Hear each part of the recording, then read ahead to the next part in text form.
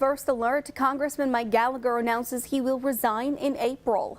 This follows an announcement he made earlier this year saying he wouldn't seek re-election in the fall.